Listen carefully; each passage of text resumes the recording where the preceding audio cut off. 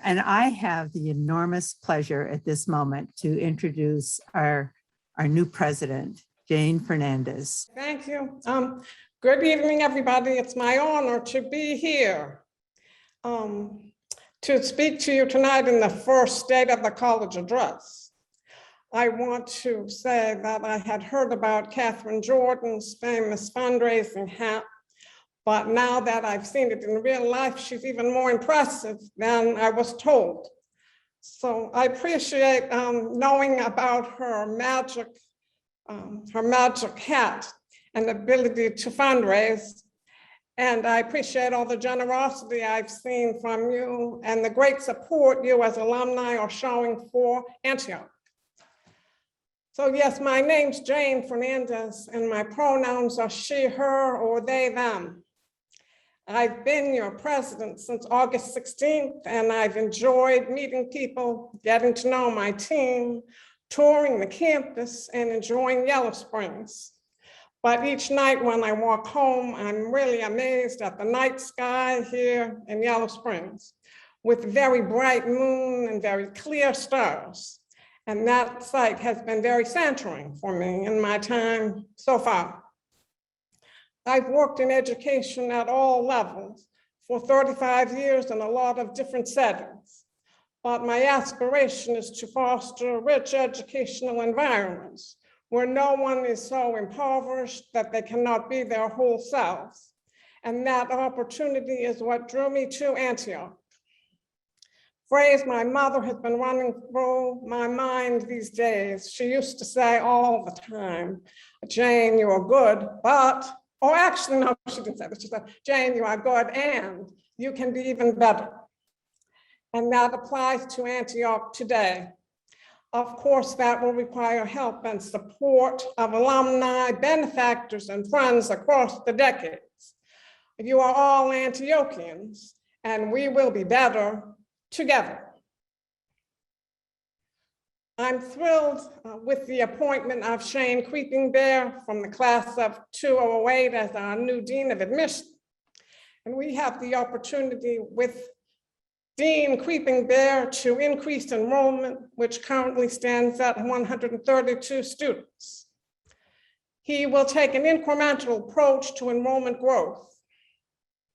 In addition to increasing enrollment, we will work on strengthening fundraising, through which we support so many of our operational needs. And we need to care for and attend to our faculty and staff who have been through very difficult 2 years, encouraging them to work together with alumni, benefactors, and friends in creating a sustainable college. As you just heard before I started working at Antioch, I was president of Guilford College in Greensboro, North Carolina, and the work that I did there has relevance to Antioch. When I began at Guilford, the enrollment had been falling for many years. I think it might have been for decades. Fundraising results were losing momentum. Prospective students and parents, when they saw our residence halls, they just turned around and ran away. The technology infrastructure was outdated and their systems were not functioning well. But we focused on 4 themes: collaborative teaching and learning about issues that are important to students, integrated academic career and wellness advising, ethical leadership for all students, and rebuilding our community, or rebuilding their community. Much of the student experience is tied directly to faculty and staff culture. So overall, by building community, we enhanced the student experience, which became one experience that was shared by all students, something that all students had in common. A student experience that delivers on what is promised is a powerful force for change, and Guilford sustained an upward fundraising trend because of that, which climaxed and leveled off at a new normal. I'm very confident that similarly, we can continue moving Antioch in the direction it's already headed toward a vibrant and sustainable future. After the consequences of the global health pandemic and financial crises, Antioch came back this year with health and safety standards to protect us all, wearing masks, social distancing, getting vaccinated, being tested, all of these and more are ways that our campus has changed. We welcomed a new and energizing group of first-year students. This is the second class to enter during the pandemic as young pioneers whose lives were upended. Some of them saw family members become sick and die. Some of them lost family members and had to work to raise family income. When their parents lost their jobs, the students are smart, resilient, and articulate. Students have become some of my best mentors. Ironically, though we are facing widespread skepticism about the value of liberal arts, Antioch College is certainly a part of that question. Many of you may be wondering why continue to invest in Antioch College. Why bother supporting Antioch when all around us higher education is emphasizing computer science and technology? Some may wonder whether liberal arts are relevant anymore. I assure you that they are, and I'd like to explain why. In her book, which you may know, called My Life, My Love, My Legacy, Coretta Scott King said, quote, "For me, Antioch was the answer." Founded in 1852, the college was a pioneer in multicultural living and education. It prided itself on being a laboratory for democracy. As I see things today, we have a chance to be a laboratory for democracy again. We're in the middle of a global shift, pushing democracies into becoming autocracies. Very recently, we've seen this right here in our own country. As a private college, we have a level of academic freedom that does not exist at more popular and affordable public institutions, where this freedom has been sharply curtailed. The question whether America moves from democracy to autocracy is bound up in part with the ability of small liberal arts colleges to sustain the education they have provided over centuries. This is not by accident. It's important to understand that this is by the design of people who want to move the world towards autocracy rather than strengthening the democracy that thrives within equitable communities such as Antioch. The community governance of Antioch is really a pivotal contribution to a new kind of democracy that Antioch needs to be part of developing. Up until now, most American democracy has been based in primarily white neighborhoods with other people added on. But Antioch centers our diverse students in an inclusive democracy where our graduates will create equitable communities of people with expansive age, gender, race, and sexual orientation diversity. The effort to see liberal arts colleges close is as much by design as by chance. Antioch reflects the best of our democratic principles in action, and we really must assure that it remains the iconic American higher education institution it's always been. We must be in the fight for sustaining liberal arts education, and therefore we all must support, protect, and win victories on the way to Antioch College's sustainable future. And the value of liberal arts education is not just in defending democracy, it lies in educating a new generation of progressive thinkers. The liberal arts, with their emphasis on critical thinking, effective communication, and diversity of ideas, are crucial to addressing problems such as the climate crisis, land rights, sustainable food systems, LGBTQ rights, voter rights, and reproductive justice for us all. Today at a board retreat, my first-year goals were approved, so I thought I'd share some of them with you all. I'll just go over some. They include attending to and strengthening campus culture and customs and building my understanding of community governance. Meeting with faculty and staff, each member individually, with an eye toward building faculty leadership. Engaging alumni or working with the alumni office and the president of the Alumni Association on a plan to meet alumni, benefactors, and attend selected alumni chapters.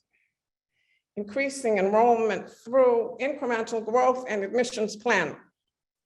Advancing Antioch College by understanding Antioch's current market position and perceptions of our product. Strengthening the college infrastructure. Managing the budget. I say a big welcome to new Vice President of Finance, Bob McKee, who starts on Monday. I think he's here. Antioch faces challenges which we should see as opportunities. One lies in convincing students to enroll here in the absence of seeing a specific major, such as business, management, economics, education, communications, criminal justice, computer science. Another is related to sparse faculty and staff that have suffered serious losses of colleagues over the past years. We will need to spend some time recovering and figuring out how to move ahead from the position that we're currently in. Managing the budget and continuing to fundraise in support of the annual operating budget. Organizing my administration and completing searches for the VP of Advancement and VP of Student Affairs. And recommitting to our curricular foundation in rigorous and practical liberal arts, cooperative education, and action in the world. In addressing these challenges, we need to rally the campus spirit and, my dear alumni, you too, around Antioch. We need to lift up our college and move it forward with unbridled support, and we will. As with all things Antiochian, our most important work is done in community. And so I'm asking you to stay in this with us for so many reasons. A new board chair, Shelby Chestnut from the class of 2005, a young and already very experienced trustee who is Native and trans, may be the first such board chair that we know of. They bring new energy and vision to the board and the college. The age, gender, race, and sexual orientation diversity of several new trustees is expansive. We all need to support the board. Dedicated alumni who have always stood steadfastly in support of Antioch, its vital traditions, and its long-term sustainability. We support you. I support you as alumni. I think you are amazing. Perhaps miraculous, most miraculous group of alumni that I've ever encountered. I love every minute of my time meeting with you, and I hope to meet more and more of you in the coming days, weeks, and months. And I'm asking you to please keep showing steadfast support for Antioch. A renewed focus on diversity, equity, inclusion, and social justice at the board level. The board just completed a retreat, and we stressed the need for more teeth in our commitment to equity and grounding ourselves and our college in social justice. And a singular commitment to incremental enrollment growth and annual fundraising to support the college's work. I see so much to value about Antioch in my short time in the community, and I believe in its power over the long term. I am inspired, and I hope you will be part of this next chapter. To take my mother's phrase one step further, Antioch has been great, is good, and can be better. I'm asking you to stay strong and continue to give the college your support. Stay in this with me. I need your support.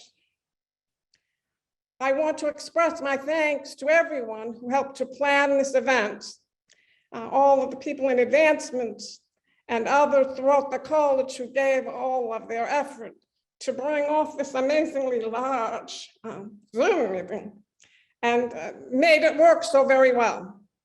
I want to say thank you to our former presidents, Mark Roosevelt and Thomas Manley, who each have done a great part of the work to get us to the point where we are today. And since COVID is still evolving, I end this speech with the hope that we will meet safely in person next year. and we will have a grand party. Thank you very much for your time and attention.